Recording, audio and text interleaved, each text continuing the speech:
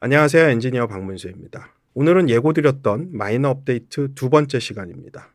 중소규모의 스튜디오 두 채널, 한 채널, 두 채널부터 많으면 8채널, 16채널 정도까지 그 정도를 한 번에 녹음할 수 있는 시스템을 구성하는데 프로툴 시스템을 구비하는데 좀 부담이 된다. 이런 분들이 차선책으로 생각해 볼 수 있는 게 큐베이스나 누엔도 DAW를 활용해서 스튜디오를 구성하는 겁니다. 이때 컨트롤 룸이라는 기능, 큐베이스나 누엔도 DAW에 포함되어 있는 컨트롤 룸 기능을 활용을 하지 못하면은 사실 상당히 불편한 점이 많아요.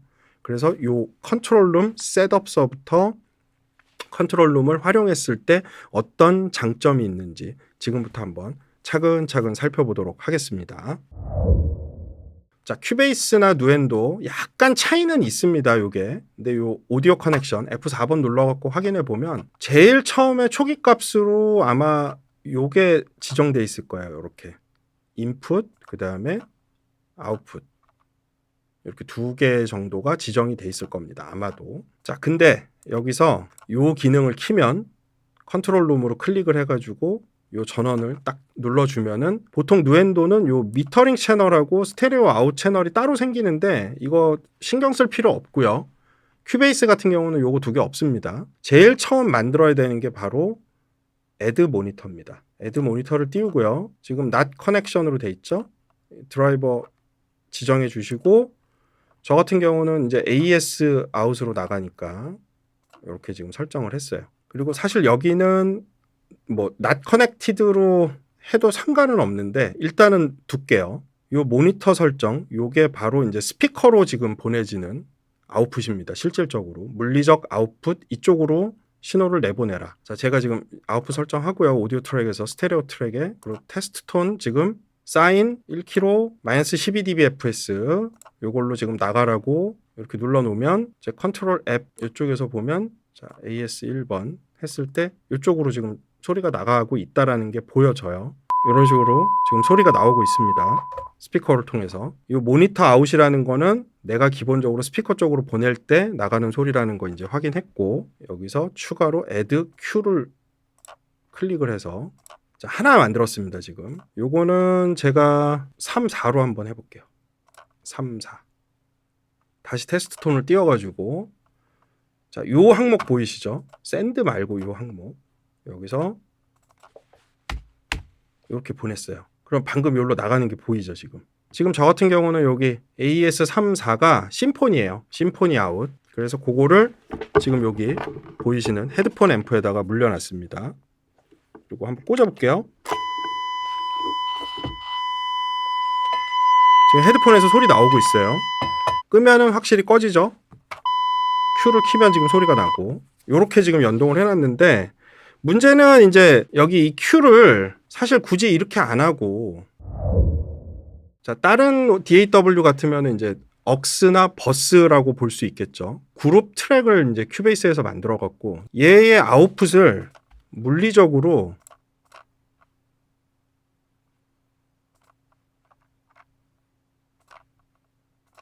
이렇게 바꿔줘도 돼요. 아웃풋 2로 나가게끔. 그럼 여기선 자연스럽게 빠질 겁니다. 그럼 요거를 그룹 1이 아니라 스테레오 아웃으로 나가게 해놓고 이 친구는 샌드로 그룹 1으로 보내고 그룹 1의 아웃은 아웃풋 2 여기서 만들어 놓은 아웃풋 2로 나가게 해도 사실 똑같은 상황이거든요. 근데 굳이 그러면 Q라는 거를 만들어 갖고 써야 되냐 라고 했을 때 버스로 해도 여기서 이펙터 걸고 할 수 있는 여러 가지 있겠지만 한번 프리셋화 시킬 수가 있는 거죠. 미리 이쪽에서 이 환경 자체를 저장을 해놓고 좀 자유롭게 쓸 수 있는 그런 이점이 있다 보니까 Q를 이렇게 지정을 해놓고 쓰는 게 조금 더 편하다라고 볼 수 있습니다. 굳이 그러니까 아웃풋 2를 만들어 갖고 쓸 필요 없이 자, 요거는 다시 지우고요. 자, 그러면 Q를 하나만 만들 거냐? 필요하면 4개까지 여기서 추가해서 만들 수가 있어요. 자, Q 믹스라는 거에 대한 정의는 이미 우리가 수업 시간 때 다 했습니다. 그래서 Q 믹스가 어떤 건지에 대한 거를 굳이 제가 다 지금 설명해 드릴 필요는 없는데 요지는 이렇게 여러 개의 큐를 만들어 놓고 헤드폰 앰프에 인풋이 여러 개면 여러 개를 한꺼번에 여기서 볼륨 조정을 따로 해서 내가 원하는 밸런스로 들을 수 있겠지만 지금 요 제품 같은 경우는 요 샘슨 같은 경우는 그냥 스테레오 채널 받은 거를 4개의 아웃풋으로 그냥 들을 수 있는 정도만 되는 기능이지 개별로 지금 인풋을 8개까지 받아가지고 그걸 조작하는 그런 기능들은 없어요. 그래서 이런 상황에서는 큐가 하나만 있어도 사실 큰 문제는 없습니다. 그리고 요렇게까지 큐를 다 활성화시켜 갖고 쓰려면은 최소한 오디오 인터페이스 구매하실 때 아날로그 8 아웃이 되는 혹은 10 아웃이 되는 이 정도 채널 수를 갖고 있는 친구들이나 이렇게 활성화해서 쓸 수 있지 그 이하의 채널들은 이 기능을 100% 다 활용하는 것도 또 불가능합니다. 중요한 건 오디오 커넥션 안에서 이렇게 큐를 애드를 시키면 된다. 자, 그리고 추가로 또 재밌는 기능 하나 있습니다. 이 토크백이에요. 자, 이 토크백 기능은 라인으로 받을 거냐 마이크 인풋으로 할 거냐 뭐 상관없어요. 뭐가 됐건. 저 같은 경우는 요거를 지금 라인 아마 12로 해놨을 것 같은데 한번 잠깐 확인만 해볼게요. 라인 12.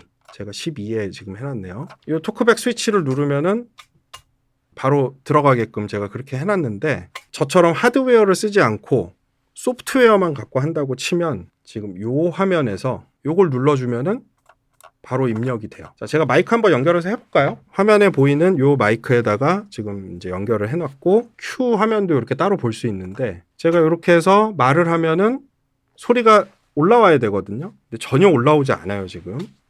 근데 요거 스위치를 켜놓고 얘기를 해보면 자 지금 들리죠? 헤드폰으로도 지금 나오고 있습니다. 이런 식으로 설정을 할 수가 있어요. 만약에 여기서 요걸 끄면 아무 소리도 안 들어올 거예요. 자, 지금은 이쪽 헤드폰을 통해서 지금 소리가 들리고 있고 제 귀에도 되게 이상해요 지금. 저 같은 경우는 이 스위치를 눌렀을 때 그냥 바로 반응하게끔 지금 해놨는데 만약에 저처럼 지금 이런 하드웨어 셋업이 없다면 그냥 이 스위치를 껐다 켰다 하는 걸로도 쓸 수가 있거든요. 키 코맨드에 가셔가지고 토크백 온오프, 자, 요 기능입니다. 요거를 단축키로 이렇게 어사인을 해놨어요. 그러면 키보드 누를 때마다 여기 불 꺼지고 켜지고 하죠. 요런 게 가능해요. 지금 제가 얘기하는 거는 이렇게 나갈 거고 만약에 음악을 재생을 하고 있다. 지금처럼 이렇게 재생을 하고 있다. 요거는 여기 Q를 켜놓으면 지금 같이 나가고 있을 것이고 제가 말할 때 당연히 올라갈 거고 만약에 여기서 줄이면 저 음량으로 헤드폰 앰프로 전달이 되는 거고 여기서 제가 떠들 때마다 이런 식으로 레벨은 올라가겠죠. 자, 이런 환경 설정이 가능하다라는 거는 이제 이해를 하셨을 거예요. 중요하게 볼 거는 요 토크백이랑 그 다음에 요 Q 요것들인데 이게 지금 메뉴가 조금 차이가 나요. 이 토크백도 지금 여기 3개까지 되는 걸로 나오잖아요. 이게 제가 알기로 큐베이스는 하나만 되는 걸로 기억이 나고 모르겠습니다. 지금 어떻게 또 변했는지는. 근데 누엔도를 제가 계속 쓰다 보니까 약간 좀 화면 차이는 있다. 그리고 모니터도 지금 여기 3개 애드 모니터가 더 추가가 되는데 이거는 이제 서라운드 시스템 관련된 거 확장할 때 쓸 수 있는 것들이라고 보시면 됩니다. 그래서 뭐 소스 Q1, 2, 3, 4 이것도 내가 평상시 모니터 할 때 Q로 나가는 걸 내가 동일하게 들을 거냐. 만약에 이렇게 해서 들으면 지금 스피커로도 제 목소리 나갈 거예요. 지금 지금 바로 들리네요. 이렇게 하니까. 자, 그 다음에 이제 여기서 또 모니터 할 때 모노, 스테레오 이런 기능이 있고 그리고 딤 활성화하면 이렇게 또 적용이 됩니다. 딤 레벨이나 이런 거는 이제 여기 프리퍼런스에서 자, 컨트롤룸에 보면은 레퍼런스 레벨, 메인 딤 볼륨, 딤 인누엔도의 약자죠. 요것도 이제 요 토크백 스위치를 누를 때 이제 내가 얼마나 줄여갖고 들을 거냐. 요걸 이제 설정을 할 수 있는데 저 같은 경우는 하드웨어로 설정을 하다 보니까 제가 지금은 그냥 제로에 둔 거고 소프트웨어로만 만약에 내가 쓰겠다.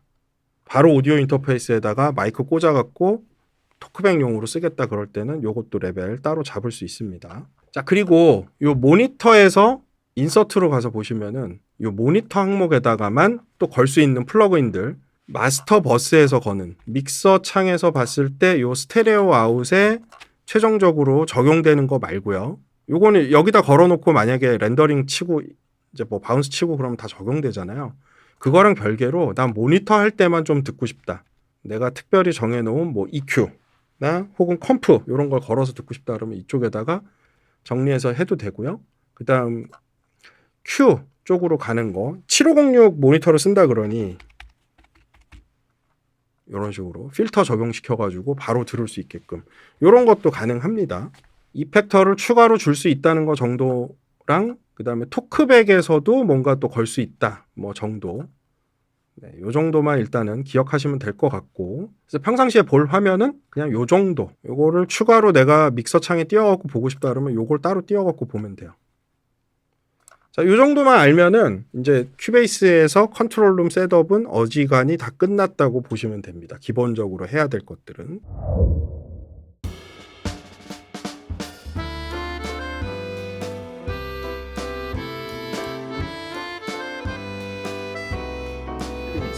그걸 활용을 해가지고 레코딩 부스에서 사용자가 원하는 대로 볼륨 조절을 해가면서 할 수 있다. 자, 여기까지가 컨트롤룸 기본적인 셋업이고요. 그리고 세팅을 했을 때 어떤 식으로 활용할 수 있는지를 예시를 지금 한번 쭉 살펴본 거예요. 자, 그럼 본격적으로 컨트롤룸 셋업을 그러면 내가 모르면 불편한 건 또 뭐냐라고 했을 때 믹스나 마스터를 주로 하는 입장에서 보면 컨트롤룸 기능은 사실 몰라도 돼요. 엄밀히 따지면 내가 작곡만 하고 이러는 케이스에서도 별로 쓸 일이 없습니다. 사실 그분들 입장에서는. 왜냐하면 저 기능 없이도 기본적인 건 다 가능하거든요. 애초에 그냥 오디오 커넥션에서 스테레오 아웃만 하나 만들고 뭐 녹음할 트랙 있으면 스테레오 인풋 혹은 뭐 모노 인풋 만들어 가지고 그냥 하면 되기 때문에 별로 문제가 없어요. 자, 그러면 이걸 언제 쓰냐? 레코딩 할 때 씁니다. 근데 레코딩 할 때 어떤 문제가 있냐면 우리가 이제 버퍼 사이즈 지난 시간에도 이거 다 얘기를 했고 요 두 개 합쳐서 인풋 레이턴시 아웃풋 레이턴시 합치면 라운드 트립이라고 얘기를 하죠. 컨트롤룸 패널에서 오디오 인터페이스의 드라이버 설정으로 들어가서 버퍼를 최대한 줄인 다음에 그 상황에서 이제 라운드 트립 레이턴시가 6mm 이하, 뭐 5mm 이하로 이렇게 떨어져 있을 때 그나마 소리 들을만 하네. 내가 소리 내는 거 대비 바로 귀에 들리는 소리가 그래도 괜찮네. 요 정도면. 참을만 하네라고 하면서 이제 모니터링을 하게 되는데 실상 이제 악기 연주자들은 그래도 조금 덜 민감하다고 얘기할 수 있는데 노래하는 사람들 같은 경우는 내가 소리 내는 때 여기가 울린단 말이죠. 두상도 울리고 울리는 거 대비 귀로 전달되는 소리가 약간이라도 시차가 있으면 정말 그 짧은 시간인데 이거 다 느낀단 말이에요. 왜 내 공간은 되게 드라이한 공간인데 약간 이렇게 공간계가 걸린 듯한 이렇게 동굴 소리가 나지? 소리가 뭔가 도는 듯한 느낌이 있지? 요런 뉘앙스를 받을 수 있습니다. 실제로. DAW 소프트웨어 모니터링만으로는 그게 한계가 명확하다. 아무리 버퍼를 줄이고 라운드 트립이 정말 작게 나오는 오디오 인터페이스 드라이버라 하더라도 한계가 있다라는 거는 이제 기정사실이에요. 그래서 어쩔 수 없이 하드웨어 다이렉트 모니터링 기능을 지원하는 제품을 써야 되고 각 제조사마다 컨트롤 앱을 내가 통제를 하면서 그걸 활용을 해갖고 컨트롤하면서 모니터링 해야 되는데 이게 생각외로 좀 번거롭고 불편하면서 동시에 컨트롤 앱의 어떤 펜로우 값이나 이런 설정이 다르면 약간의 음색 차이처럼 느껴지는, 그러니까 사실은 볼륨 차이인데, 그래서 내가 레코딩 할 때 듣던 소리랑 모니터 할 때 듣던 소리가 약간의 갭이 있는, 그러니까 이런 상황들이 자꾸 발생하니까 이건 이거대로 또 불편하고, 그래서 ADM이라고 부르는 아이시오 다이렉트 모니터링을 지원하는 제품을 써서 이걸 좀 해결해 보자. 옛날서부터 이제 이런 것들을 지원을 했어요. 큐베이스나 누엔도에는. 그래서 특정 브랜드 제품만 요 다이렉트 모니터 요 기능이 활성화되냐 비활성화되냐. 이게 활성화되는 오디오 인터페이스를 쓰고 계시다면 이미 메이저 오디오 인터페이스를 쓰고 계신 거예요. 그리고 뭔가 스테인버그 나름의 어떤 괜찮은 계약을 맺고 있는 회사라고 보셔도 됩니다. 드라이브 안정성이나 이런 측면에서. 허나 요게 켜져 있다 하더라도 우리가 처음에 공부했던 요 컨트롤 룸 기능 있죠. 요거랑 1대1로 100% 매칭이 안 돼요. 한 50%밖에 못 써먹는다고 보시면 됩니다. 이게 문제예요. 무슨 얘기냐면 여기서 제가 이렇게 해놓고 레코딩 버튼 눌러서 이렇게 스피커로 지금 모니터 버튼 켜져가지고 오디오 신호가 들어오게 되면 여기서 이제 막 뜰 거 아닙니까? 신호가. 이 소리가 요 큐를 통해서 바로 나가야 되잖아요. 요게 대부분 안 됩니다. 요 기능. 있어도. 이게 참 머리가 아픕니다. 그러니까 RM이나 모투나 그다음 뭐 링스 뭐 이런 회사 제품들이 저걸 지원을 해도 저게 100%안 돼요. 이게 지금 현재 가장 큰 문제고, 이 부분은 스테인버그사랑 뭔가 라이센스 문제 때문에 100% 이걸 해결 안 하는 건지까지는 제가 알 수는 없어요. 허나 현재까지는 유일하게 요 Q 기능을 요거를 활성화해 놓고 완벽하게 쓸 수 있는 브랜드는 지금 스테인버그 오디오 인터페이스밖에 없습니다. 야마하에서 만든. 그래서 AXR4 제일 플래그십 모델이고, 그 이하로 816C, 44C, 22C 뭐 이런 제품들 라인업들이 쫙 있잖아요. 근데 결과적으로 보면 중소 스튜디오 규모로 쓸 거면은 816C나 아니면 AXR4 말고는 또 의미가 없어요. 물론 이제 내가 취미로 좀 작업을 하는 입장에서 집에서 간단하게 그냥 한 채널이나 두 채널만 녹음 뜨는 입장이라 그러면은 뭐 24C나 44C 이런 거 사가지고 그냥 써도 상관은 없는데, 그래도 스튜디오처럼 꾸며놓고 좀 제대로 해보겠다라고 하면은 816C 정도는 구매를 하셔야 돼요. 그래야 이 기능들을 온전하게 다 활용을 할 수 있다. 그리고 816C에는 어차피 이제 에이다 포트가 있으니까 거기다가 이제 별도로 ADC나 DAC 물려가지고 또 활용하면 문제는 없으니까요, 일단. 자, 그러면 오늘 공부한 이런 기능들이 생각보다 오늘 조금 약간 이거 어려운 것 같은데, 이 개념도 잘 이해가 안 되고 굳이 이렇게까지 해야 되나? 라고 생각하실 수도 있는 부분이에요. 아까도 말씀드렸지만 작곡이나 그냥 믹스 마스터만 하는 입장이라면 사실 이렇게까지 갈 필요는 없다. 이 기능 몰라도 사실 활용하는데 문제가 전혀 없어요. 근데 내가 레코딩을 좀 올바르고 온전한 방향으로 제대로 하려면은 알고 있어야 된다. 허나 이것도 좀 어렵다. 그러면 대안이 뭐가 있냐라고 했을 때 결과적으로는 하드웨어 다이렉트 모니터링, DAW는 그냥 녹음기로만 쓰고 애초에 녹음하면서 내가 듣는 소리랑 녹음된 이후에 나오는 소리랑 뭔가 이상하게 안 맞는, 뭔가 이게 깔끔하지 못한 그냥 그런 환경에서 계속 녹음하셔야 돼요. 근데 이걸 개선하기 위해서는 이 정도 노력이 필요하다. 근데 저희 레코딩 강의에서 큐믹스 할 때 어려운 부분이 뭐가 있었죠? 바로 토크백 부분이잖아요. 토크백 부분을 얘는 소프트웨어적으로 어느 정도 해결을 해주고 있다. 이게 정말 큰 매력이거든요. 아까 단축키 지정해서 이렇게 껐다 켰다 할 수 있는 거. 이런 거를 봤을 때는 그래도 또 활용하는 게 좋을 것 같고. 자, 그래서 하여튼 선택입니다. 이거는 꼭 써야 된다, 안 써야 된다. 이거보다는 이런 기능들이 있으니까 이거를 잘 활용을 해서 사용하면 확실히 도움이 된다라는 거. 요것만 잘 기억해 주시면 좋을 것 같고, 그럼에도 이게 좀 눈에 잘 안 들어와요. 그냥 직관적인 거를 저는 원해요. 이렇게 버스 개념으로, 억스 개념으로 만들어가지고 내가 거기서 쏘고 받고 하면서 풀고 싶다. 그러면 결과적으로는 프로툴로 하셔야 돼요. 프로툴 시스템으로 구성을 하셔야 돼요. 프로툴 DAW만 갖고 있으면 그게 되는 거라고 말씀드리지는 않았습니다. 예전에도. 프로툴 시스템, DSP 코어 카드가 꼭 있어야 돼요. 그거 들어간 카본 오디오 인터페이스를 구매를 하시거나, 카본만 해도 지금 한 600만 원 하잖아요. 아니면 MTRX IO를 따로 사시고 DSP 코어 카드를 따로 사셔서 별도로 장착을 하든가. 근데 기회비용으로 보면은 좀 과하지 않나요? 그거는?